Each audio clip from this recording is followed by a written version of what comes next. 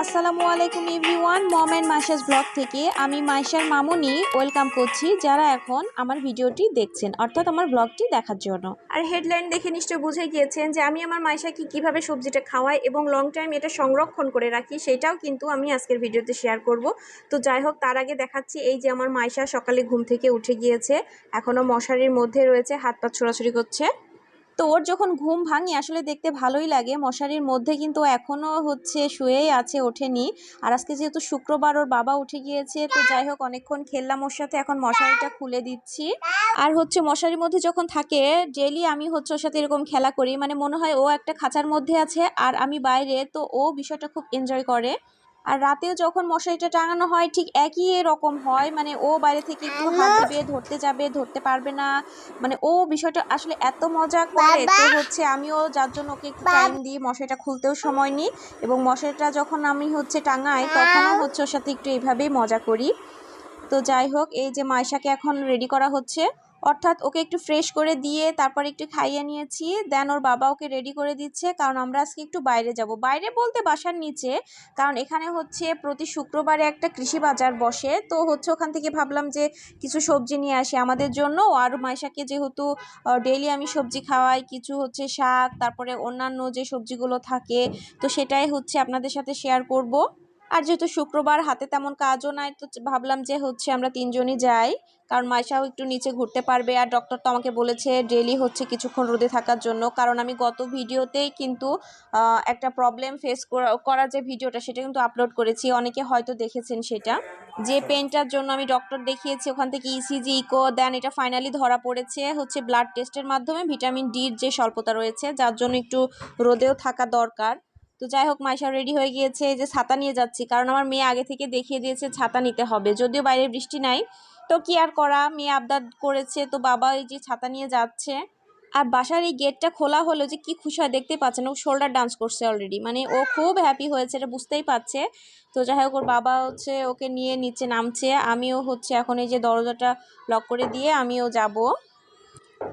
আর আসলে সূর্যের আলোটা আমাদের জন্য যে কতটা ইম্পর্টেন্স, এটা আসলে মানে বলে তো বোঝানো যাবেই না, কিন্তু আমি যখন ডক্টরের সাথে কথা বলছিলাম, উনি আমাকে যেটা ডিটেলস ভেঙে বলল যে প্রত্যেকটা মানুষেরই আসলে শরীরে ভিটামিন ডিটা অনেক ইম্পর্টেন্ট, কারণ ভিটামিন ডির জন্য কিন্তু বিভিন্ন হরমোনাল প্রবলেম হয়, দেন হাড়ের প্রবলেম হয়, তো এটা কিন্তু আমরা সূর্যের আলো থেকেই অনেকখানিটা পেয়ে থাকি। তো যাই হোক, মাইশা এই যে একটু হাঁটছে একটু একটু করে, কারণ রাস্তার মধ্যে ওকে এইভাবে ছাড়ি না কখনো, বাট ওর বাবা আজকে একটু ছেড়েছে। তো যাই হোক, ও একটু আনইজি ফিল করছে, আর যেহেতু বাসার নিচে খুব বেশি দূরে না, তো প্রবলেম হয়নি। এখন প্রশ্ন আসতে পারে যে শিরোনামে লেখা যে বাচ্চা সবজি খেতে চায় না, তো এত লং ভিডিও কেন? তো লং ভিডিও হওয়ার কারণও আছে, কারণ আমি প্রত্যেকটা স্টেপ দেখাবো, তো মাইশার কিছু মোমেন্টস আসলে আমি সবসময় বলেছি যে ক্যাপচার করার ট্রাই করি, তো দ্যাটস ওয়াই ভিডিওটা একটু বড় হয়ে গেছে। তো ভিডিওটা বড় হলেও পুরোটা দেখতে থাকুন, আপনাদেরও সময় ভালো কাটবে। আর আমি তো সবসময় বলি আপনাদের সাথে গল্প করতে আমার বরাবরই ভালো লাগে। আর মাইশাকে আসলে যারা পছন্দ করে তারা তো মাইশার ভিডিও দেখে, ওকে দেখতেও চায়। তো যাই হোক, স্কিপ না করে পুরোটা দেখতে থাকুন। আর এই যে আমরা সবজি বাজারে চলে এসেছি, আর আমার বাসা থেকে জাস্ট 2-3 মিনিটের ব্যাপার। আর সবজি তো এখানে প্রতিদিনই পাওয়া যায়, বাট সাপ্তাহিক যে ইয়াটা শুক্রবারে হয়, এটা কৃষি বাজার বলে এটাকে। তো এটা একেবারেই ফ্রেশ যে সবজিগুলো এখানে একেবারে আনা হয়। তো যদিও আমরা একটু লেট করে এসেছিলাম, তো আরও সকালে আসলে আরও ফ্রেশ সবজিগুলো পাওয়া যায়। আর আমরা অলরেডি 10টার দিকে গিয়েছি। তো যাই হোক, এই যে দেখতে পাচ্ছেন ওয়েদারটা কিন্তু অনেক ফ্রেশ।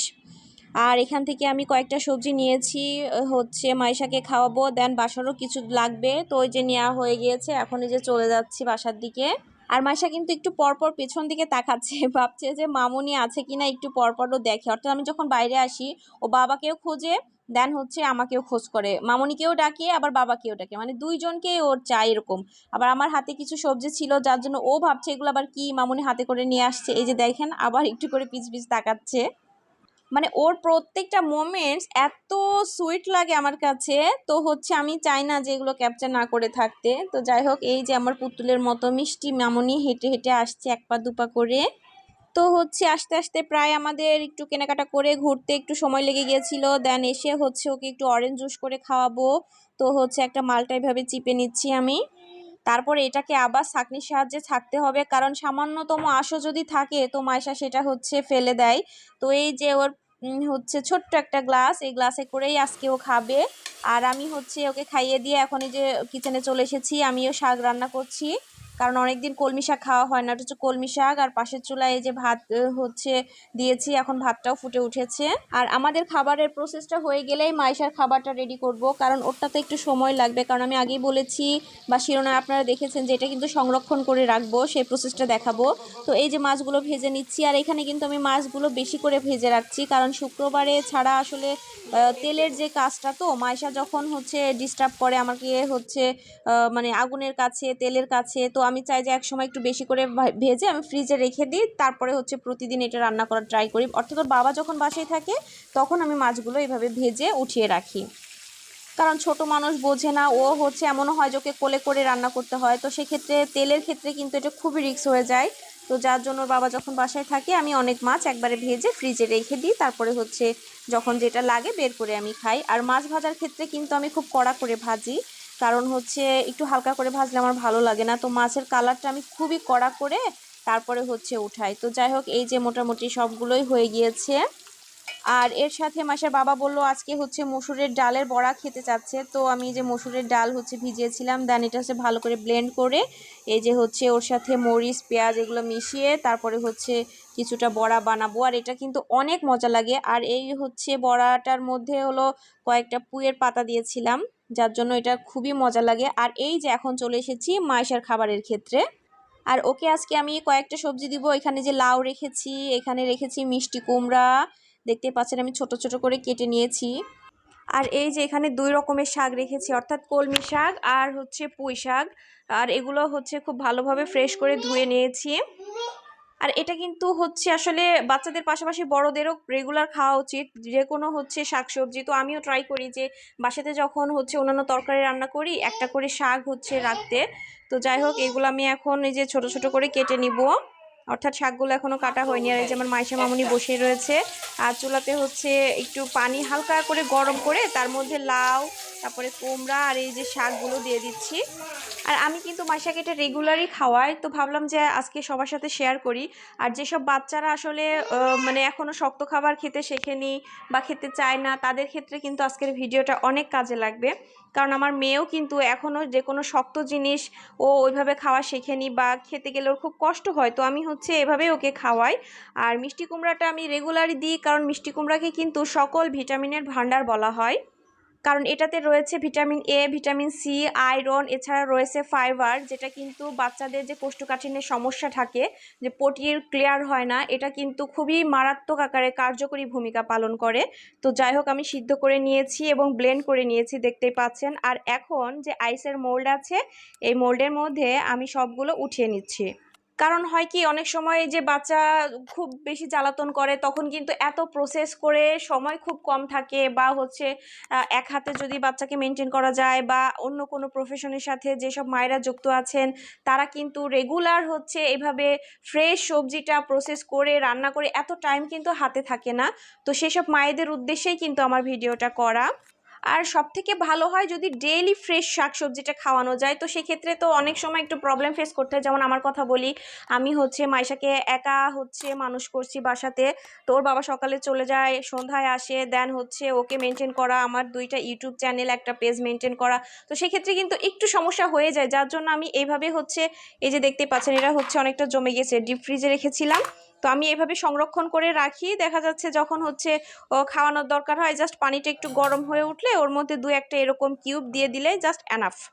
তো দেখতে পাচ্ছেন আমি কিন্তু সব কিউবগুলো এভাবে উঠিয়ে নিয়েছি আইস মোল্ড থেকে, এই যে সবগুলো হয়ে গিয়েছে। আর এটা হচ্ছে ডিপ ফ্রিজে রেখে দিলে অনেক দিনই ভালো থাকবে, আর যখন ফুরিয়ে যাবে, অনেক দিন বলতে আমি কিন্তু মাসের জন্য সংরক্ষণ করি না, জাস্ট কয়েকদিন, মিনিমাম 2-3 দিন বা 1 সপ্তাহ পর্যন্ত এটা সংরক্ষণের জন্য রেখে দিই, তারপরে হচ্ছে আবার নতুন করে হচ্ছে এরকম করি। আর যদি হাতে একটু সময় থাকে তখন হচ্ছে ফ্রেশ সবজিটা নিয়ে এসে তখনই রান্না করে মাইশাকে তখনই খাওয়াই। বাট আমি ট্রাই করি যে প্রতিদিন অন্তত 1 থেকে 2 বার সবজির কোনো আইটেম মাইশাকে দিতে, সেটা মাছ দিয়ে হতে পারে, সেটা মাংস দিয়ে হতে পারে। যেমন আমি আজকে দেখাবো, মানে লাস্টের দিকেই দেখাবো যে মাছ দিয়ে হচ্ছে এই সবজিটা খাওয়াবো, কিভাবে খাওয়াবো সেটাও আমি বলে দিচ্ছি। তো হচ্ছে তার আগে আমি যে দেখিয়ে দিচ্ছি, আমি এই যে বক্সটা হচ্ছে এভাবে আটকে দিয়েছি। এই যে দেখতেই পাচ্ছেন কত সুন্দর করে হচ্ছে এটা ফ্রেশ দেখাচ্ছে, অর্থাৎ হচ্ছে পরিষ্কার করে এভাবে আইস মোল্ড থেকে উঠিয়ে এই যে এভাবে উঠিয়ে রেখেছি। কিউবগুলো কত ভালোভাবে সেট হয়ে গিয়েছে। দেন এভাবে আমি এখন ডিপ ফ্রিজে রেখে দেব। আর তারপরে আমি এখন চলে যাচ্ছি রান্নার ক্ষেত্রে। তো আমি আজকে শিং মাছ নিয়েছি, শিং মাছ দিয়ে যেহেতু রান্না করে খাওয়াবো, তো শিং মাছটা আমি ভালোভাবে বেছে নিচ্ছি। এখন কথা হচ্ছে, অনেকে তো হচ্ছে মনে করতে পারে যে সবজি তো সিদ্ধ করলে এমনিতেই নরম হয়ে যায়, এটা আবার ভালোভাবে ব্লেন্ড করার কি আছে।